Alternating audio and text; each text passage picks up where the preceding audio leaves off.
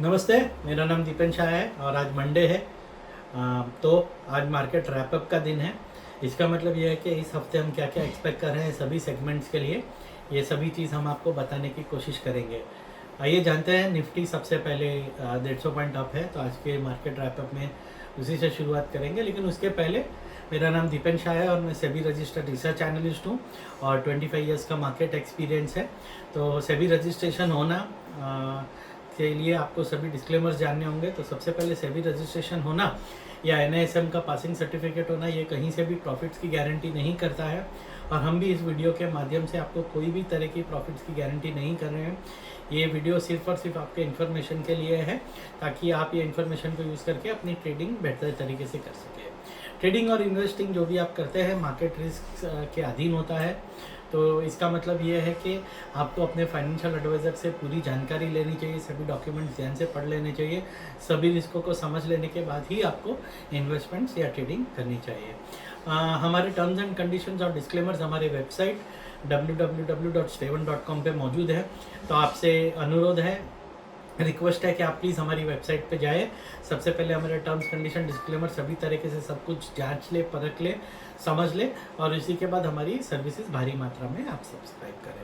तो ये disclaimer complete करने के बाद हम आगे बढ़ते हैं। तो निफ्टी जो अभी 24,450 पे है, लगभग 150 पॉइंट ऊपर है कल से। ये अभी भी एक रेंज में ही फंसा हुआ। आप यही सोचते होंगे कि दीपेन हर हफ्ते से यही कह रहा है कि 24,500 के ऊपर क्लोज नहीं देगा, तब तक निफ्टी एक रेंज में ही रहेगा। लेकिन आपके सामने है कि जब तक ये क्लोज नहीं मिलेगी तब तक कोई ट्रिगर नहीं होगा। ट्रिगर नहीं होगा इसका मतलब ये है कि जो भी मूवमेंट आएगी वो शॉर्ट लिव्ड होगी और एक रेंज में ही होगी।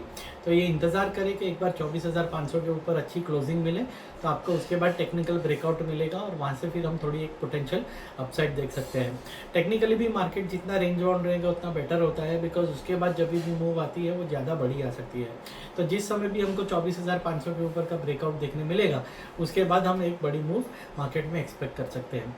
लेकिन क्योंकि पॉजिटिव ट्रेजेक्ट्री में ही मार्केट है तो आप एक इंट्राडे पोजीशंस या एक स्विंग पोजीशंस में कॉल्स लेके चल सकते हैं 24,500 के आसपास के, और प्रीमियम जो आप भरेंगे वही आपका एक फिक्स स्टॉप लॉस रख सकते हैं वीकली एक्सपायरी में। तो ये एक रणनीति हो सकती है। इसके साथ साथ अगर ऑप्शंस की बात करेंगे तो ऑप्शंस आपके लिए अवेलेबल है। जैसे मैंने बताया, निफ्टी में आप ट्रेड कर सकते हैं। बैंक निफ्टी के ऑप्शंस आप थोड़े वेट करें, बिकॉज बैंक निफ्टी में इतनी स्ट्रेंथ नहीं दिख रही है जितनी निफ्टी में दिख रही है। तो बाकी सब इंडेक्सेस को थोड़ा वेट करें, एक बार सबके ब्रेकआउट्स आने दें, सबके ब्रेकआउट के ऊपर क्लोजिंग आने दें, उसी के बाद आप एक ट्रेड करने की कोशिश करें। स्टॉक ऑप्शंस में डेफिनेटली अपॉर्चुनिटी है, तो वो आप उसमें ट्राई कर सकते हैं। जैसे आप समझिए कि अगर हम ICICI GI जनरल इंश्योरेंस में पुट्स बाय करने की सलाह दे रहे हैं बिकॉज वो थोड़े वीक लग रहे हैं स्टॉक, तो अगर मार्केट में गिरावट आती है तो उसके साथ साथ उसमें भी आपको गिरावट आते हुए ये देखने मिल सकती है। तो ये एक रणनीति हो सकती है, लेकिन अपने रिस्क एडवाइज़र, फाइनेंशियल एडवाइज़र से सलाह ले, उसी के बाद ऐसी कोई ट्रेडिंग अपॉर्चुनिटी अटेम्प्ट करें। अगर कैश सेगमेंट की बात करेंगे तो कैश में भी हम देख रहे हैं कि थोड़े स्टॉक्स जो है वो काफ़ी ऊपर चल रहे हैं, तो उनमें अगर डिप्स आती है तो आप खरीदारी करने की कोशिश करें। साइमेरा टेक्नोलॉजीज एक कम को माइंड में आ रहा है जिस पे आप थोड़ी खरीदारी करने की कोशिश कर सकते हैं। NMDC जो कमोडिटी सेक्टर है उसमें NMDC में थोड़ा ध्यान अच्छा लग रहा है, तो इसमें आप स्टिक स्टॉप लॉसेस के साथ ट्रेडिंग अपॉर्चुनिटी अटेम्प्ट कर सकते हैं। आगे बढ़ते हुए अगर हम नॉन एग्री कमोडिटीज़ की बात करेंगे तो हमने गोल्ड और सिल्वर दोनों में ही आज गिरावट देखी है और ये गैप डाउन गिरावट हुई है।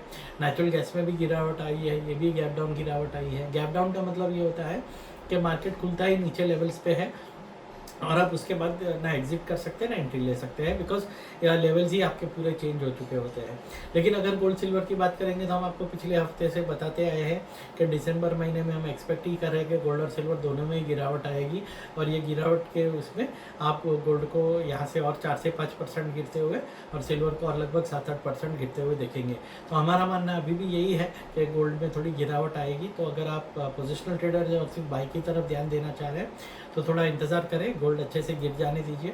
बार्गेन बाइंग लेवल्स लगभग समझे कि एक 72,000 से 68,000 के बीच में आएंगे, तो वहाँ पे हम एक बार रीवैल्यूएट करेंगे कि गोल्ड स्टॉप होता है कि नहीं और खरीदारी करनी चाहिए कि नहीं। लेकिन इसके साथ साथ अगर नेचुरल गैस की बात करेंगे तो भी इंतज़ार करें, बिकॉज सेकेंड मंथ कॉन्ट्रैक्ट है, उसमें 10 से 15 पॉइंट का प्रीमियम है, वो भी कम होता है, उसी के बाद आप खरीदारी करने की कोशिश करें। एग्री कमोडिटीज़ में हम अभी भी जीरा में और टर्मरिक में दोनों में ही बुलिश हैं।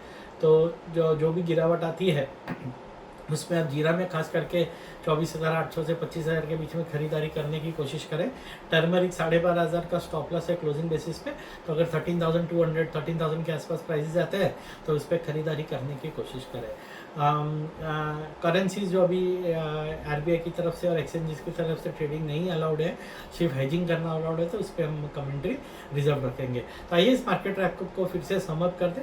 अगर फ्यूचर्स की बात करेंगे इंडेक्स में, तो निफ्टी को 24,500 के ऊपर के क्लोज करने का इंतजार करें।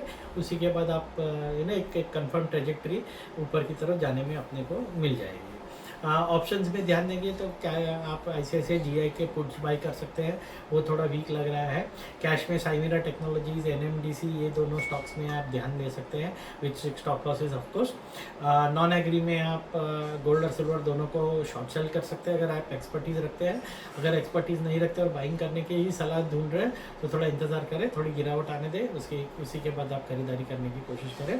और last but not the least, धनिया और जीरा टर्मरिक तीनों में ही बाइंग की रिकमेंडेशन है। खास करके जीरा अगर 25,000 से 24,800 के आसपास मिलता है तो उसमें आप खरीदारी करने की कोशिश करें। तो आशा है, उम्मीद है ये जो कंप्लीट मार्केट रैपअप हम एवरी मंडे को लाने की कोशिश करते हैं ये आपको पसंद आ रहा होगा। इसके साथ साथ आप CNBC बाज़ार पे मेरा लाइव शो भी देख सकते हैं शाम के 5 बजे। तो वहाँ पे भी मैं कमोडिटी सेक्शन में पूरे सवाल जवाब के प्रश्न के उत्तर दे दूंगा। तो अगर आप गुजराती चैनल CNBC बाज़ार देख सकते हैं 5 बजे एवरी मंडे, तो आप वहाँ पे लाइव शो भी देख सकते हैं। अगर आपको और कोई भी सेगमेंट के बारे में, कोई स्टॉक, कोई रिकमेंडेशन या किसी भी चीज़ के बारे में आपको जानकारी चाहिए होगी तो हमें कमेंट सेक्शन में आप लिख के दे सकते हैं। हम कोशिश करेंगे कि आपको इमीडिएटली और जितनी जल्दी हो सके वहाँ पे रिप्लाई करें, और उसके साथ साथ आपके रिप्लाई को हम मार्केट वीडियो में भी लाने की कोशिश करेंगे ताकि और सबको भी आपके जो भी क्वेश्चन है उसके आंसर्स मिल जाए। तो ये वीडियो को ज़्यादा से ज़्यादा सब्सक्राइब कीजिएगा, चैनल को सब्सक्राइब कीजिएगा, और ये वीडियो को ज़्यादा से ज़्यादा स्प्रेड कीजिएगा ताकि सभी लोगों को, जो हम लाइव मार्केट के वीडियोस लाते हैं, ये मार्केट रैपअप लाते हैं, वो सभी लोगों को अच्छे से मिल जाए और वो अपने ट्रेडिंग को और भी बेहतर तरीके से कर सके। तो वंस अगेन, मेरा नाम दीपेन